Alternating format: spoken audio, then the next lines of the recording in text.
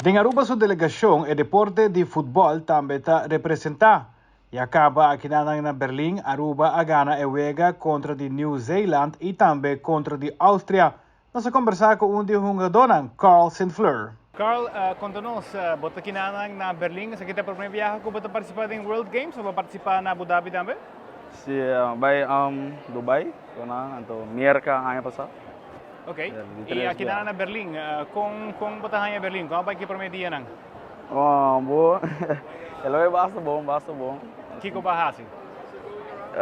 Nós chega de outra cidade, ela está full outro vibe, hoje nós estamos na Berlim, preparando, jogando nas competências, quando se gosta, Você joga contra dois países, capa. Conta-me como vai de wega. Boa, fácil. Fácil? Então não está um time malo, a Aruba está bom? É bom de nossa categoria. Ok. É bem, nós estamos jogando. Você ganha tudo ou você perde? Sim, ganha tudo, ganha. Ok. E quem a score? A score, que boa posição está? A donga de lado, delanteiro.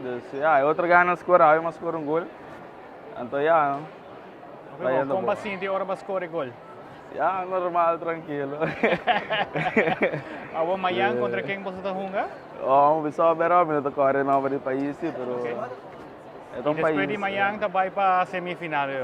Não, nós estamos em division ainda, nós temos 2 vezes mais para division, então... Ok. E você sente falta de Aruba ou que nada duche? Não, vai casa para cá, vai Aruba. Vou encontrar. Vos saludos para a ainda na Aruba.